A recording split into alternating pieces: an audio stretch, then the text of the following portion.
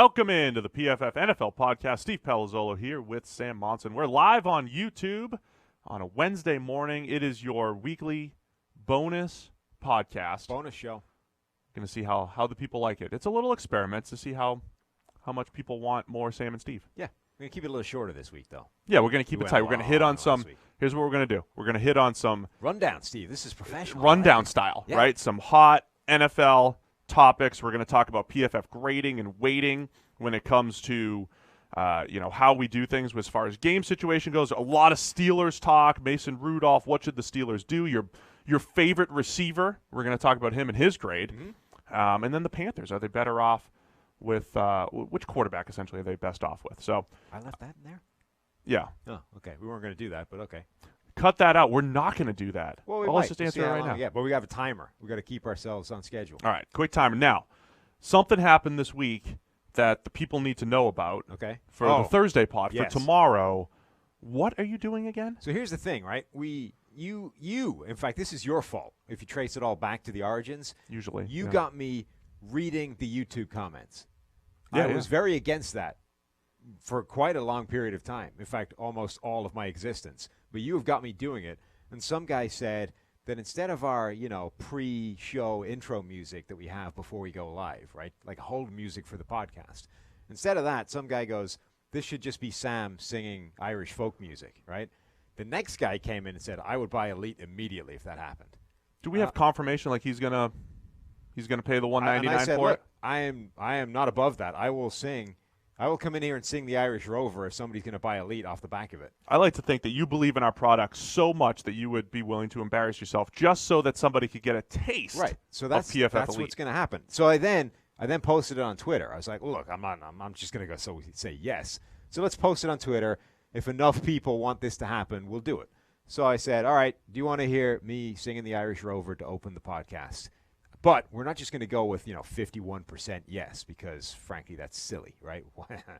That's happened in the past to certain places, and bad things are happening, right? So I was like, look, we're going to need at least like 65% yes in order for me to go with this. The poll I think closed at 77% yes. So apparently I'm doing this. Wow. But we decided we couldn't just drop this on people because nobody wants that. Got to right? tease it. You have to at least know it's coming. Professional right? tease. So tomorrow, the preview podcast will open, instead of hold music, it will be me singing the Irish Rover. Do you know how to sing? Are you good at singing? Do you have like a secret background where it's going to you're going to actually be good? No. Oh. No. Oh, that's even better. Right. I mean, the good thing is the Irish Rover is the kind of song where the version I know the best was sung by the Dubliners and the Pogues, and I don't know if either. You'll have to send it to me so I can I don't know prep if myself for what it's supposed to Well, sound like. I think what we need is Tyler piping me in like the music so I can at least keep on tune, so you'll hear it.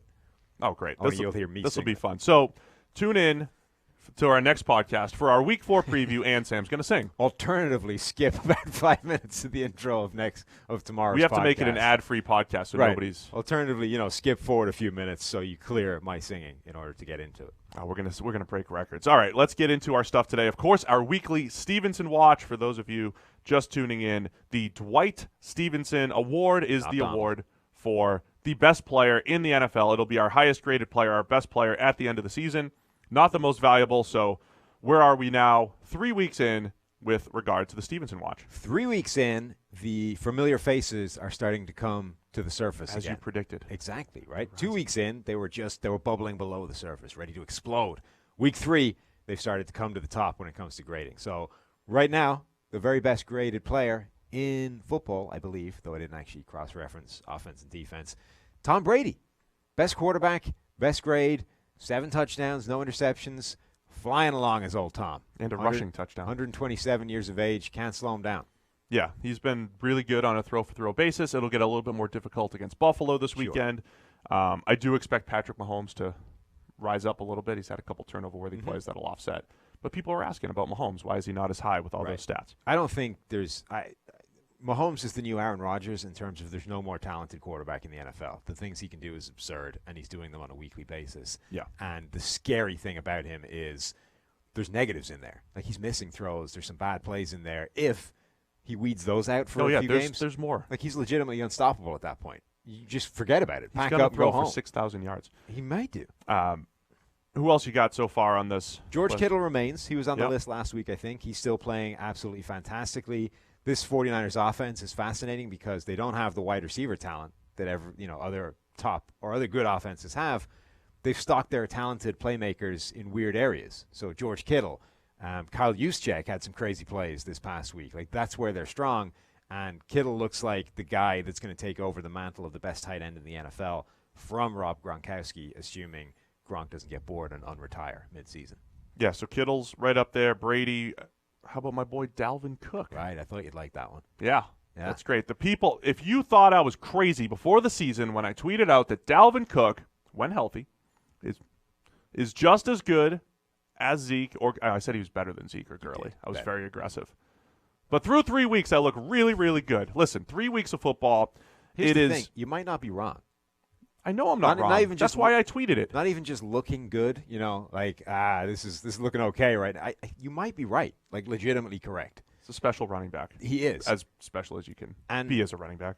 We saw in college that he was good enough to overcome bad blocking. There aren't many players that are capable of that. When you look at college, typically great running backs go hand in hand with great offensive lines, and that's when they just wreck the opposition. But Dalvin Cook had a bad blocking offensive line for an extended period of time and still looked phenomenal. So just comparing him to Zeke or Gurley, we've seen Gurley in a terrible offensive system in 2016 and not having good run blocking or whatever, and he averaged like 3.3 yards per carry. We've literally never seen Zeke in a bad system because he came out of Ohio State where he had plenty of room to run, and he's done a nice job with Dallas behind the best offensive line. So we just haven't seen him in that situation, which is why I like Dalvin. Right. And I think the amazing thing is this Vikings offensive line is not playing particularly well right now. They're allowing pressure. I don't think they're run blocking particularly well either. But I think this scheme is a perfect fit for Dalvin Cook. We used to think of those outside zone schemes as that was the famous Denver Broncos one-cut runner, right? You head to the sideline, you make one cut, you turn upfield, and you bust one, right?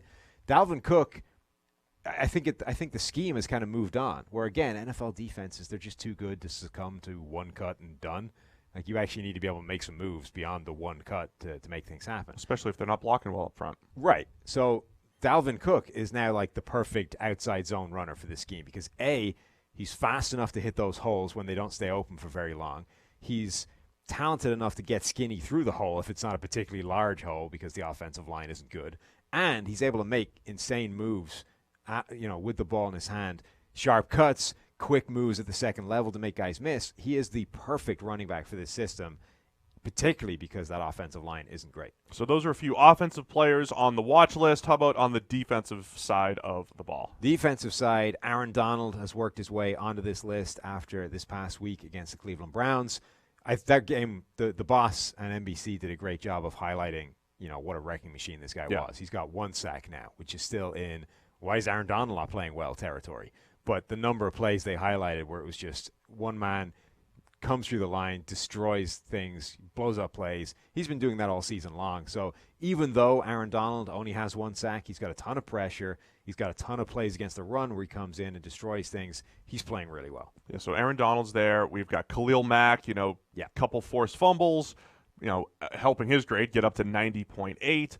He's got 20 pressures so far this season. And then Calais Campbell, Jacksonville Jaguars, had a monster game. He did. But I left him off the list specifically because his grade is so predicated off that one game. Right. But it's something to just keep an eye on. I'm going to throw one other name in the hat really quick. Okay. Jamie Collins from the Patriots. If you didn't even see his PFF grade and you said, okay, through 3 games, this linebacker has 3 sacks and 2 interceptions, just the raw stats, those are like when you, at the end of the year, Defensive Player of the Year, you get this linebacker with 6 picks and 8 sacks. I mean, he's on pace to do some great things. Andy's grading at 89.8.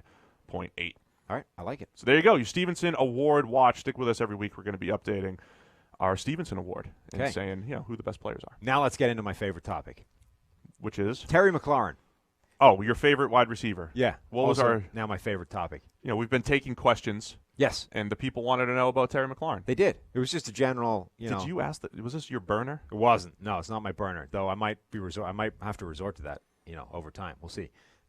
Terry McLaurin is legit. Yeah, he's really good. So exactly what we predicted would happen happened in that Case Keenum regressed all the way back. Oh, he regressed hard. Yeah. Regressed hard.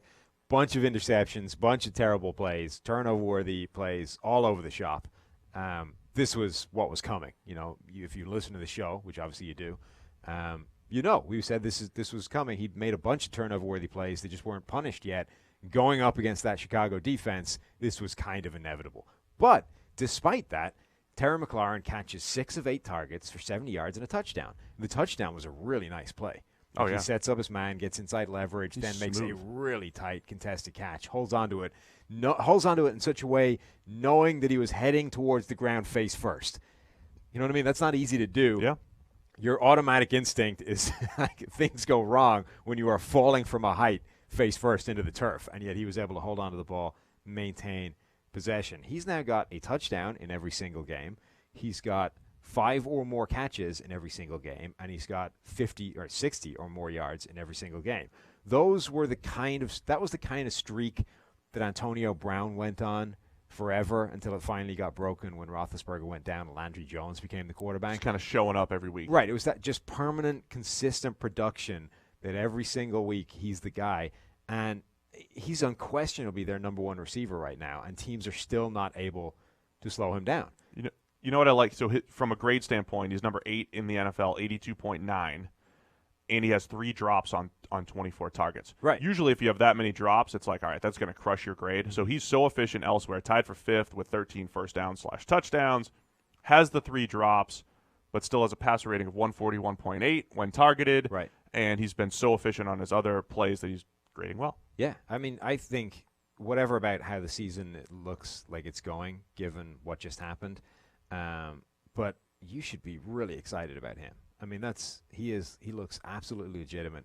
Case Keenum's passer rating is 40 points higher than his overall passer rating when targeting McLaurin, which means it's significantly higher than even that when targeting anybody other than McLaurin. I haven't done that math, but let's just say it's 40 points higher than his overall passer rating, which is huge. Yeah, it's a huge upgrade. Mm-hmm. So you love McLaurin. I love McLaurin. I think this Ohio State system causes guys like him to get completely underrated, right? Him and Michael Thomas. Yeah. Him and Michael Thomas. It overrates the other guy. So they have a system that sort of has this gadget receiver. I got you. Yeah. That looks spectacular because he gets all the jet sweep plays, all the kind of dink short stuff that puts those guys in space, makes them or helps them take advantage of their athleticism and their run after the catch ability. So Paris Campbell was the guy everybody loved because he goes to the combine, he runs a 4.3, he made all these spectacular plays, and when you turn on his tape and watch his targets, he legitimately didn't run a wide receiver right at all. And when he did, it looked horrendous. Right. He looked like he was counting the steps as he was running. It looked terrible. But everybody was really excited about him because of what that system made him look like, plus the 4.3 speed, obviously. But then the other guy kind of gets overlooked because the star becomes that gadget player, and the guy that's just playing wide receiver kind of gets a little bit cast into the shadow, doesn't get as many targets as he should. So Michael Thomas came out and was dramatically underrated, was a first-round talent, went in the second round. Terry McLaurin comes out, I think was a first-round talent, went in the third round. I was telling you through the Senior Bowl, this guy was the most impressive player at the Senior Bowl, kept making plays no matter who he was up against. I thought he looked as good as a lot of the first-round players, and yet drops. So I think people should start paying attention to that system and looking at the wide receiver that's playing the position that gets overlooked. Well, I think the way we isolated Michael Thomas is we started, for those couple of years, really tracking route running, away from the ball, and really isolating on that. And Michael Thomas was spectacular there, and McLaurin really caught our eye at the Senior Bowl when he had a bunch of one-on-ones, and you got to see how he runs routes, which, again, we keep coming back to. Route running and the ability to get open, that is the thing in the NFL. So that's how McLaurin's doing it right now. Okay, so let's just answer that Panthers question really quick. The question was who they better off with at quarterback, Cam Newton, Kyle Allen, or Will Grier? This is a tough one. Do you have an answer? Kyle Allen or Will Grier? I mean, Cam Newton, Kyle Allen, or Will Grier. It's kind of going to sort itself out, right? Because it sounds like Cam Newton is dealing with a Liz Frank injury. Yeah, but just going to put him out for a serious period of time. Yeah, I mean, at that point, you will have a better idea of what exactly Kyle Allen is. Right now, he looked spectacular coming out of that game. He looked really good. He was really accurate, which is the single biggest thing that Cam Newton isn't. But I think it also just sort of showed how much of a drag factor Cam had become on that offense when he's not playing well. So Kyle Allen played well, looked really good, but we don't know if that's going to continue. So then I think by the time Cam Newton's ready to get back, we'll have an idea of whether Kyle Allen is a legitimate threat to him. And then Will Grier honestly looked so bad in preseason and the Senior Bowl that I think it's long-term development time for him. Yeah, so he definitely looked poor. I mean, I just look at it the same way we look at the Steelers thing. It might not be good for this year, but having a long look at Kyle Allen or eventually Will Grier, if he does get in there, will help you understand some stuff, have some extra trade value. I don't know that Kyle Allen's going to have to go on a serious run. Right. To, at the end of the year, be like, is it Kyle Allen or Cam Newton? I think it's Cam Newton. I think the Panthers are at this point where they have to start thinking, draft the next quarterback or look for the next quarterback, and Kyle Allen, you get to evaluate him. The more interesting question around Cam to me is, should he take like a year sabbatical? Say, look, if I want to incognito style? Right, if I actually want to play deep into my career, I need to take an entire year off, get 100% healthy, and come back like actually in the same condition that I should be playing in, as opposed to, sure, I can get back from this lift frank injury, play another few weeks, not 100%. It's just every single year, he's clearly not 100%. And the longer he plays like that, the worse he's playing. I just think you either need a completely clean break or he needs to dramatically modify his playing style. Interesting theory. I don't know if it's the way to go, but it's something that probably needs to get discussed, I think. Yeah, I don't think it's that crazy. Yeah, I would say alter your playing style. Mm-hmm. Maybe just throw a million passes and get that short area accuracy better. Yeah, I don't think that's going to happen. Could do it. All right, let's wrap it up with some Steelers talk. We had multiple questions. What do you think of Mason Rudolph? How much should the Steelers panic?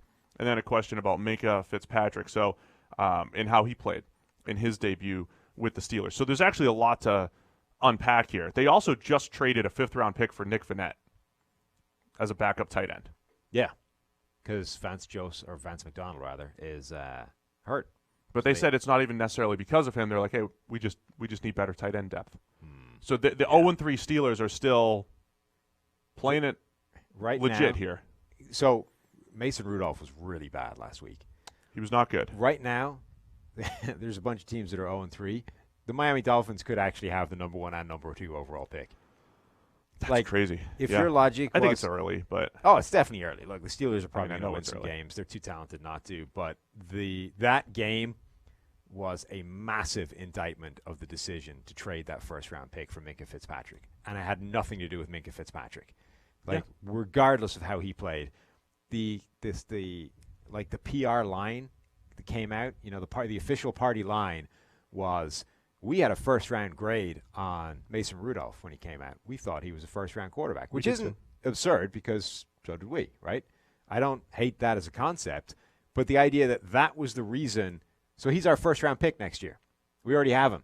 He's here. He's in the building. We don't need a 1st-round pick next year. That is the worst reason. This is our 1st-round pick. Yeah. That is horrendous decision-making, right? Right. Because, okay, fine, you had a 1st-round grade on him, but look what just happened.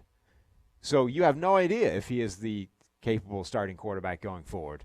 You might need a quarterback. This is the thing, right? We may get to the end of this season, and the ultimate takeaway from the Pittsburgh Steelers is we desperately need a quarterback, probably in the 1st round. And you just traded away that pick to get Minkah Fitzpatrick. So it's just bad. Let me make a parallel to that, too. Every time Khalil Mack forces a fumble, and Khalil Mack is a great player, you see the tweet, imagine trading Khalil Mack. Imagine how stupid the Raiders are for trading Khalil Mack. Let's set aside what they've done with the picks since that point. But we keep making the point that a pass rusher's value is high, but not as high as other people's other value. And trading Khalil Mack as opposed to paying him is not the craziest thing in the world. Because when you get that 1st-round pick, it's not about the player necessarily that you get in place of him. It's also what you can do with that. So the value of a 1st-round pick is so immense. Now you're the Chicago Bears, and if they're honest about their really, really nice roster, they have to say, look, the only thing that might be holding us back is quarterback. Yeah. So if they had that assessment the same way the 2017 Jaguars should have been like, look, our defense is really good. We managed Blake Bortles all the way to the AFC Championship. If we upgraded here, that'd be smart, and they waited a year too long. If people were truly getting quarterbacks in the building year over year, the Bears would have had a first-round pick last year. Maybe they're thinking about quarterback and saying that could be our weakness instead of, okay, we have to go all in on Trubisky. You don't have to go all in on anybody in today's NFL. Keep getting quarterbacks. Well, plus don't limit your options like that, right? Okay, let's say you think, look what the Cardinals did, right? They drafted Josh Rosen in the first round. They were seemingly confident that he could be the guy going forward. Right. And then it wasn't even as if they had written him off at the end of last year. Well, maybe it was, but their logic at least is that we took a look. We weren't even looking at quarterbacks. We kept seeing Kyler Murray from other tape, and wow, this guy's special. So, okay, we have a quarterback that we have confidence in, but this guy, he's just an upgrade. He's a generational talent, as they say. These guys don't come along very often, and we have an opportunity to snag him. We have to take it. We can't pass up that opportunity because the position is too important. Now, if you're the Steelers, maybe you did have a first-round grade on Mason Rudolph, but what if you end up in a position with a stupidly high pick next year because things unraveled around him, and suddenly you have a chance at like Tua, and you had him graded way higher? Like that could be a thing. Sure, you might even be happy with Mason Rudolph. Maybe he plays okay the rest of the year, but if you find yourself in a position where you can get a guy that you have graded better, why would you throw that away earlier in the year for a safety? Here's, I think, the way to look at it when it comes to quarterbacks. In the past, we've said, hey, you drafted Blaine Gabbert in the first round. You drafted Christian Ponder, E.J. Manuel. We look at all these busts and say, LOL, you idiots. You missed on the quarterback. So I want to change the conversation a little bit and say there's value in getting a look at the quarterback. There's value in getting a look at him. Even with the Giants, with Daniel Jones, who we said was a day 2 player, they took him in the first round. There's value, even if we thought he was overdrafted. He looks pretty good so far. There's value in at least getting a look. I think the Steelers played it well. They had Josh Dobbs in. They got a look at him. There was a chance he could have been really good. You know, he ends up being he's a pretty good backup, and then they flipped him. Mason Rudolph's the same guy. Now for the Steelers, no matter what happens with Big Ben, they're going to need a quarterback for the future. There's going to be value in that first-round pick and getting the next quarterback in the building. And you also don't really have a choice. Like, you have to – if you need a quarterback, you have to take a quarterback. And even if you're not in a great position to do it, you have to swing the bat at something. Got to keep swinging the bat. Right. So, okay. So, yeah, having Minkah as your first-round pick when you could be a 5-11 team, a 4-12 team, it could look really bad for them and really good for the Dolphins. This is like a perfect tank job situation for the Dolphins. Incredible for the Dolphins. As far as Minkah on the field, he had a good, not great grade. Mm-hmm. He had we just talked about Jamie Collins and all of his statistical plays. Yeah. Minkah had a pick and a forced fumble. Yeah. Really nice forced fumble on an open field tackle. The pick was tipped right to him. Whatever. That's also not really got on him. Hip tossed spectacularly by Kyle Juszczyk after the catch. Like, he went flying, like airborne. The kind of thing that would happen, if like you tossing a small child is what it looked like. If you snap one day, found a little toddler walking by your feet and just went whoosh. That's basically what happened to Minkah. He missed 2 tackles, so that has been the issue. So Steelers fans, if you want to keep an eye on what needs to improve, so far through a season plus 3 games, he has 18 missed tackles. I tweeted out the other day he only had 9. Right. That was one of his missed tackles, and the term missed tackle I don't think does that play justice. Generous. Yeah. It's a generous term. So overall, 65.4 grade. It's about dead smack in the middle. Tackling grade of 41.7, which again has been the issue for Minkah. Do the Steelers panic? Are they well, I don't even know what panic means. I mean, do you just give up on the season? They're not giving up on the season. You just sit there in the building. You got to go play football. I mean, they have to be worried looking at how Rudolph played last week. They, however reasonable he looked the week before, and it's like, okay, we can get through this. He'll develop as the year goes. We'll get better. We'll be okay. He was bad last week. Like, last week would have eroded any confidence whatsoever you had in him being the guy going forward. Now, it's not saying he can't bounce back, but you cannot be confident in him anymore. All right. Just to wrap this thought up really quickly, how much do we put into the 49ers defense have the number 2 coverage grade in the NFL so far? They played Tampa Bay. They played the Steelers there with Rudolph, who they played week 2. Now I just lost my train of thought with the 49ers. Cincinnati. Yeah. So is it because they played Jameis, Dalton in a new scheme, and Rudolph? We always say that the defense is dictated by the offense. Or are we going to look back at this and say, well, it was tough because the Niners' coverage unit's been much improved? I think the 49ers generally, to me, are still a I don't know team. I don't have the answer to that yet. We just need to wait and see. Oh, great.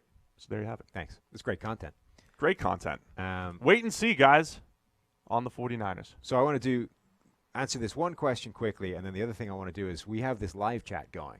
I've decided that we should integrate that into the show. So we'll do that right at the end. Let me pull that up. This question, I have a thing I want to talk about already. You don't even need to worry yourself, Steve. I got it. I'm under control. Just take it from here. So we got a question from Dave Fortenbaugh, maybe? Yeah.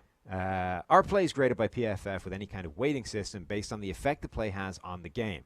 I'm thinking the sort of the I don't even understand that sentence.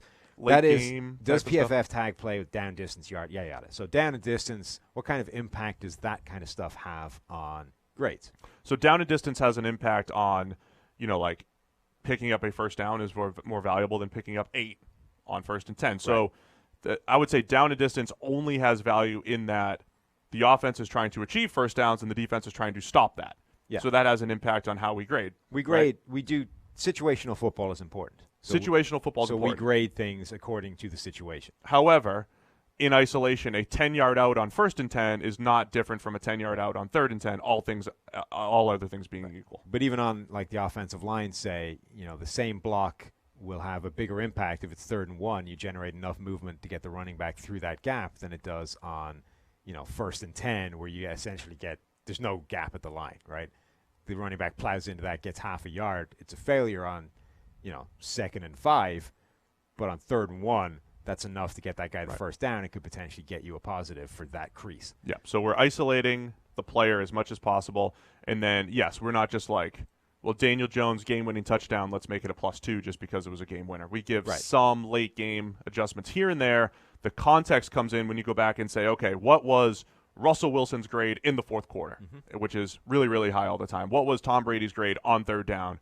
Rather than inflating the 3rd down. The context comes from when you break the grade up by situation. So can I now dive into the chat room and give you some insights?